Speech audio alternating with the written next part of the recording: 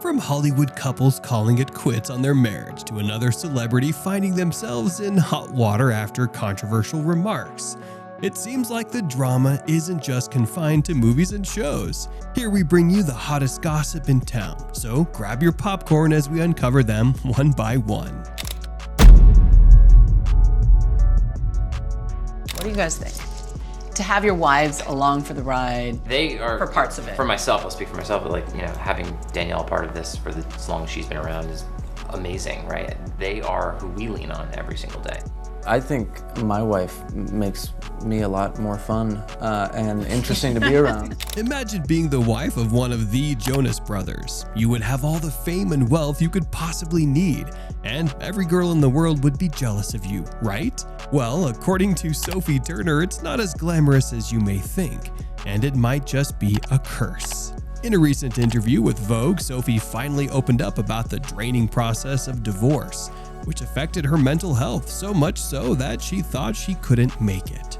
She started by talking about how it felt to her as if she had lost her own identity after marriage. There was a lot of attention on the three brothers and the wives. We were always called the wives, and I hated that, claimed Sophie. If it's all right with you, we're going to bring some people out that are very meaningful to us, so we want to spend this.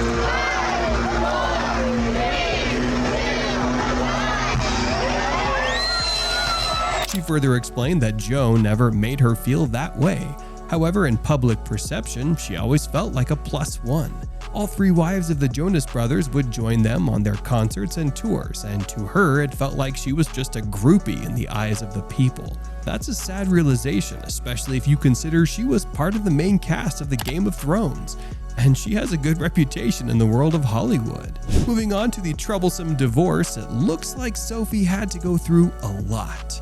After the divorce, rumors were spread that Joe had decided to part ways because, apparently, she was partying a lot. These rumors would go on to taint her reputation as a mother and a wife and ultimately break the superstar's heart. It's unfathomable the amount of people that will just make up and put it up based on a picture, said Sophie angrily. The Game of Thrones star started dating Joe Jonas in 2016, who proposed to her in the following year.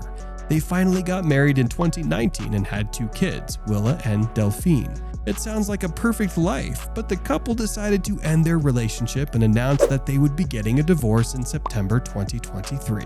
Speaking of kids, Sophie admits that she hates being labeled as a bad mom. As we explained previously, the rumors of her being a bad mom and that resulting in the divorce took their toll on her mental health. She claimed that she loves both of her children and that they mean the world to her. Furthermore, Sophie's motivation to endure the legal proceedings was in fact her 2 kids. However, everything isn't bleak. Sophia is hopeful that the 2 of them will be able to co-parent the children. She says that Joe is an amazing father, and that's all she can ask for. And that's not all. Can you guess who was the person to help her through this taxing journey? It was none other than the queen of breakup songs herself, Taylor Swift, who was also once in a relationship with Joe. Sophie has even regarded her as her hero in these tough times. Now, Sophie seems to be in a much better place after moving back to the UK. She is content with everything, even after all the chaos, and her primary focus remains on her children. Gordon Ramsay is famous for 2 things: his mind-blowing cooking skills and calling people an idiot sandwich. What are you? An idiot sandwich. Idiot sandwich what? An idiot sandwich, Chef Ramsay. He's also notorious for having a bad temper and cursing at people without holding back. However, this time he might have gone too far. In an episode of Watch What Happens Live with Andy Cohen, the host poked the 2 guests with an unsettling question. He started by asking about Gordon's marital status when he noticed the empty ring finger. Gordon replied that he had lost it while making pasta some time ago. You don't wear a ring? No, because I lost it once in a bowl of pasta. Oh, okay. Because I was going to say, I mean, no offense to Ken, but the chemistry between the 2 of you is... Andy goes on to suggest that both Gordon and Lisa have great chemistry between them, and he thinks that they should hook up tonight. This is when the witty chef that we love snaps back and, without holding anything back, takes a dig at Lisa's age. Oh, geez, I've never A 60-year-old, replies Gordon. What follows is Andy Cohen completely red and shocked, and all the viewers are left in awe at the unexpected reply. Now, most of the people in Lisa's situation would have been offended, speechless, or angry. I mean, look at Gordon. It's not as if he's some kind of young-looking catch. But Lisa had a bullet loaded in the barrel as well. The Real Housewives of Beverly Hills star instantly snapped back, saying that she hasn't had a sexual encounter with a 60-year-old either.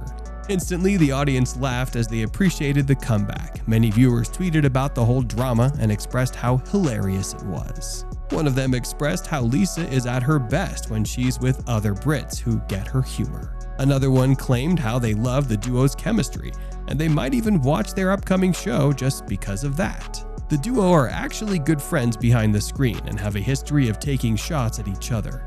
In the same episode, Gordon tries to make fun of her establishment by revealing how big the servings at her bar were, followed by her reminding Gordon how he got shit-faced the last time he was there. I guess Andy was right about one thing. The two do have amazing chemistry on the screen, and we would love to see more content from both of them. It's a new day, and another celebrity is on the verge of being canceled. Honestly, it's a surprise how these celebrities manage to get themselves caught up in these controversies in this day and age. I mean, the guidelines are pretty simple. Don't be a jerk.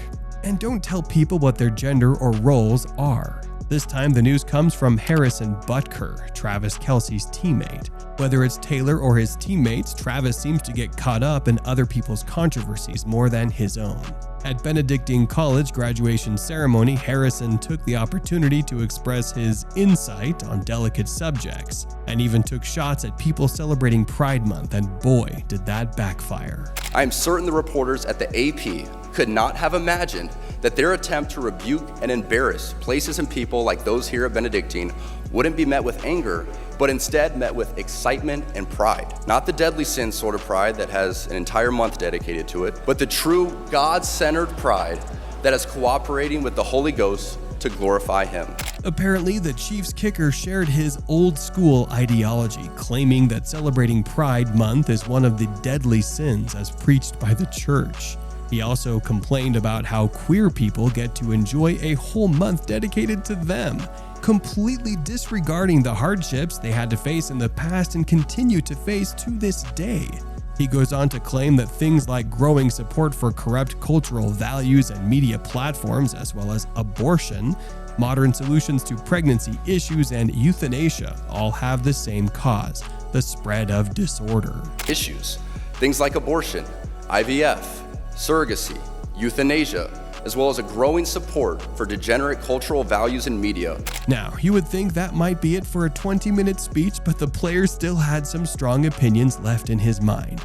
According to him, women have one specific role, which is to be barefoot in the kitchen and pregnant. Or as he put it, a homemaker.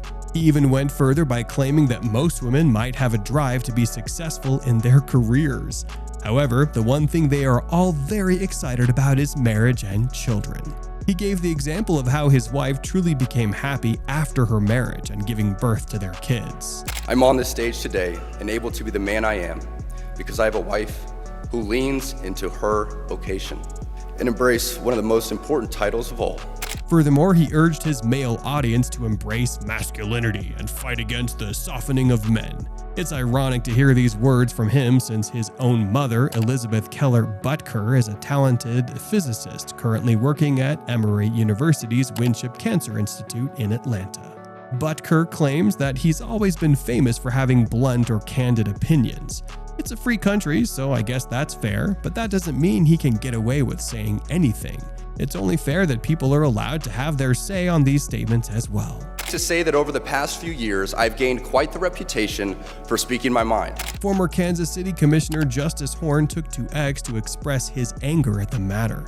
He said Harrison Butker doesn't represent Kansas City, and it has always been a place that welcomes and empowers our LGBTQ+ community members. Even the senior vice president of the NFL saved the organization from these remarks, claiming that these statements were made in a personal capacity and the NFL has nothing to do with them. Needless to say, Butker will probably have to do a lot of cleanup before he gains back the respect of his fans.